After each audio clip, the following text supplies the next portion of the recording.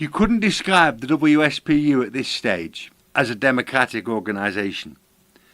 If there were items on the agenda which Emmeline didn't agree with, she would cancel meetings, she would get Christabel to miss them off the agenda, and, well, as I said before, the stresses and strains were extremely difficult within the organisation.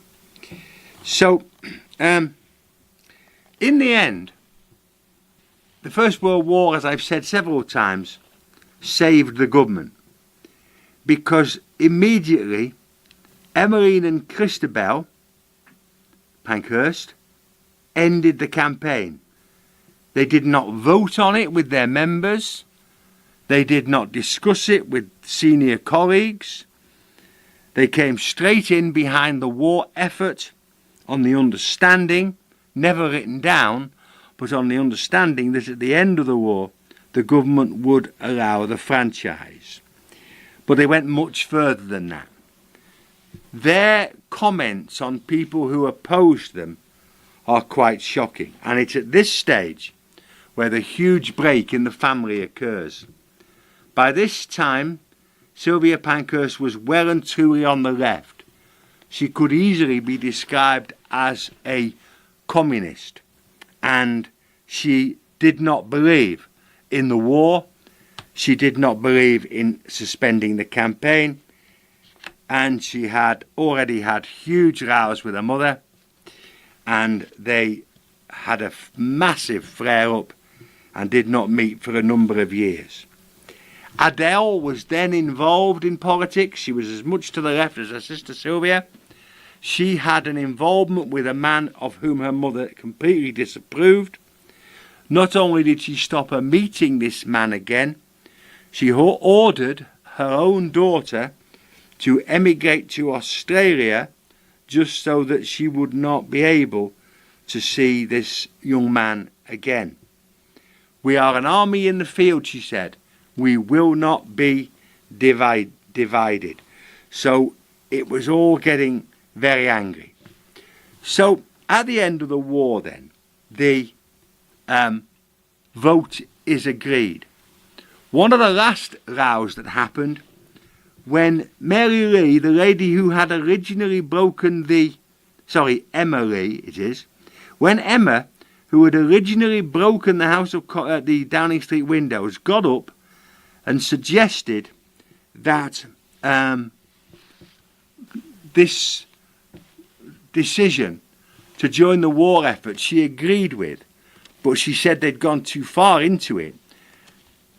Emmeline screamed at her, accused her of being pro-German, and threw her out of the meeting. I mean, literally threw her out of the meeting.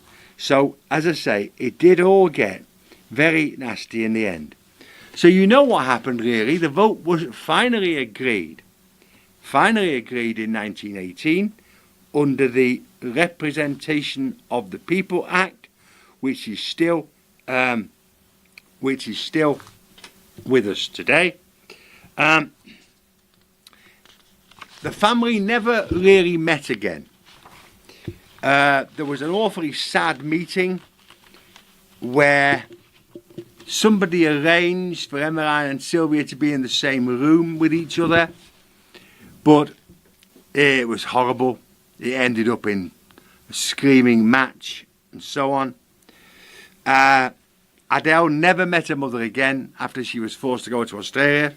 She married a trade union official and had a very large family and became an Australian. When they both wrote books, when Christabel and Sylvia both wrote books, they told the same story, from completely opposite points of view. Completely. Emmeline died in 1928, having just been defeated as a Conservative candidate in the Whitechapel by-election. She didn't gain the seat, and she died. Sylvia and Adele lived until the 1960s. Sylvia ended up running a newspaper in Ethiopia, of all places, and opposing the Italian invasion of that country. They had extraordinary lives, And I had a look this morning on our Talking newspaper catalogue, and there are some wonderful books about the family. Now, because of time, I have really missed. I think probably what I should have done was stopped and kept some of this for 2 weeks' time, but I didn't, and I'm going to have to miss too much of this out now. But it was a remarkable story, and even if you accept the question that Emmeline had gone too far with all this, in the end it was originally out of a cause of absolute frustration, which is bound to make people behave as they otherwise would not have behaved.